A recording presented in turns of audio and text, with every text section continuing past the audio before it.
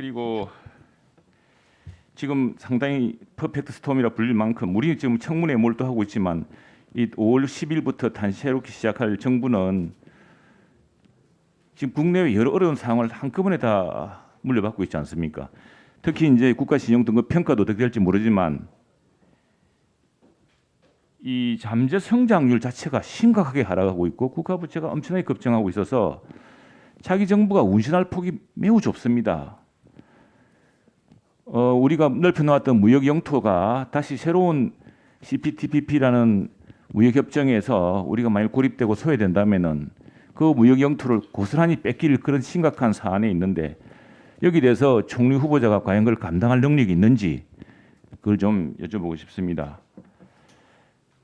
자, 지금 국가 부채율도 높고 어제 국가 신용 평가도 이야기 말씀드렸습니다만 신용 등급도 사실은 우리나라 그동안 쌓았던 건전한 펀더멘탈이 있지만 쉽지 않은 상황이죠. 이미 무디스라든가 S&P 같은 경우는 재정 건전성 문제에 대해서 약간의 우려를 표시해 온 바 있습니다. 그리고 어제 제가 경향신문 사설도 말씀드렸습니다만 지금 무역 수지가 악화되고 있어서 자칫하면 그동안 우리나라 국내 여러 가지 산업이 좀 망가져도 이 우리 대표 산업인 반도체, 자동차 이런 것들로 해서 무역 수지를 통해서 외화를 많이 벌어들이는데 이제는 재정 적자에 무역 적자까지 쌍둥이 적자가 우려된다는 이야기, 걱정이 참 많습니다. 급기야 잠재 성장률이 거의 떨어지고 있다는 그런 것도 있지 않았습니까?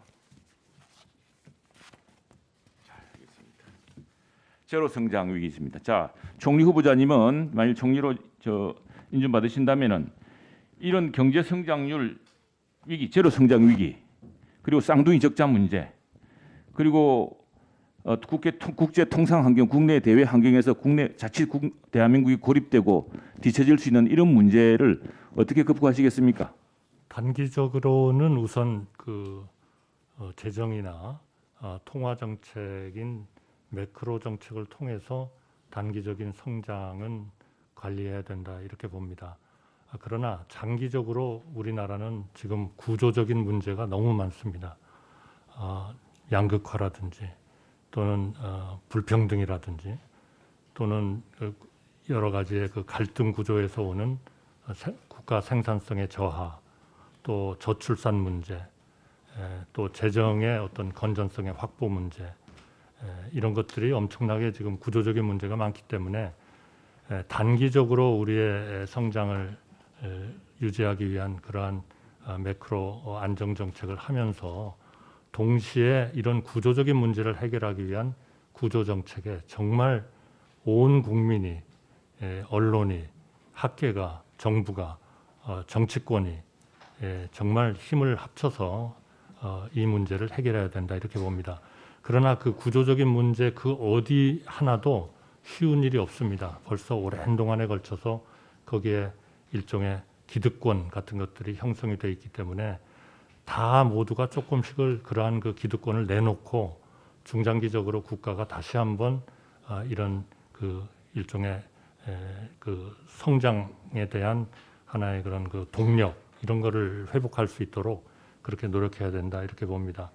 대외 개방 문제는 우리의 전체적인 그 경제 영토를 늘리는 것이고 특히 여러 나라들이 참석하는 이런 타자적 이러한 그 자유무역 이거는 우리가 빠지면 정말 불리해집니다.